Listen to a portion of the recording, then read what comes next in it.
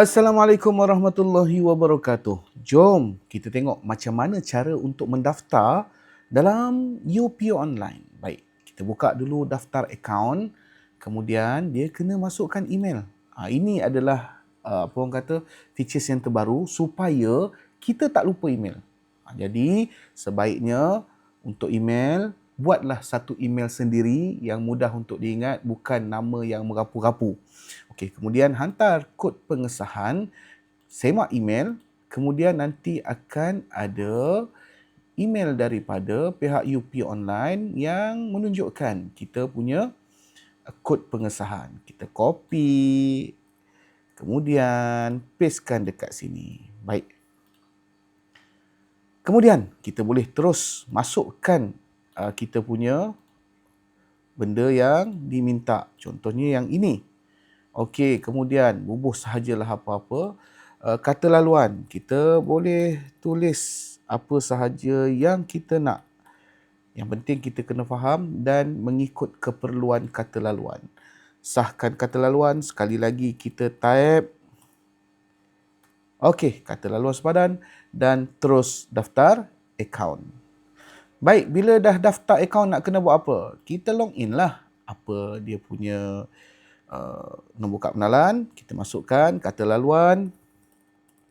Okey, masukkan kata laluan yang kita dah masukkan tadi.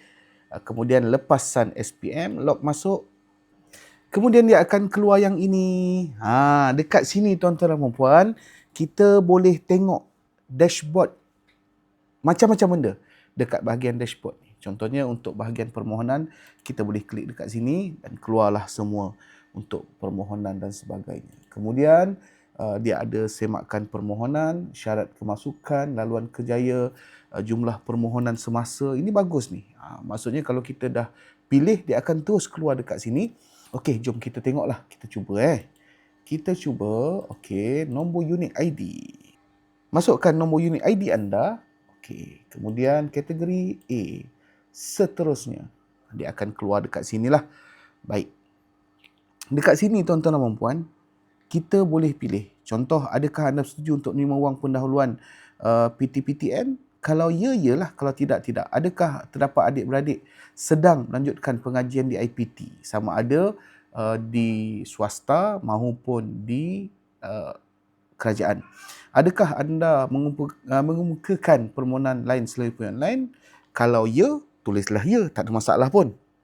Adakah anda setuju membenarkan data peribadi anda dibekalkan untuk kegunaan Kementerian Pendidikan Tinggi? Kalau tidak, tidaklah. Adakah anda mempunyai sebarang penyakit kronik? Penyakit kronik tu apa? Klik dekat sini. Akan keluarlah semua ini. Kalau tak ada, tulislah tak ada. Okey, adakah anda berkhidmat perkhidmatan awam setuan? Tidak. Kalau anda bekerja, ya. Kalau tidak, tidak.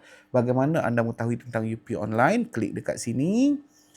Tulislah dekat sini. Pilihlah mana-mana. Kan?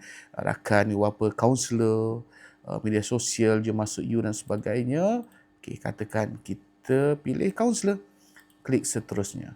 Dekat sini kita akan tulislah segala maklumat ibu bapa dan sebagainya. Nak seterusnya tak boleh lah sebab tak lengkap. Jadi kena isi dulu. Jadi kita isilah apa yang patut.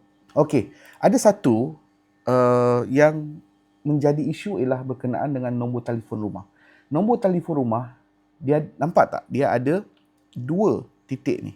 2. Maksud 2 ni apa?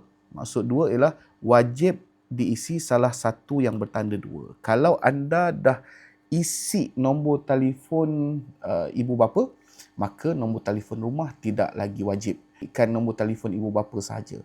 Nombor telefon rumah tak wajib.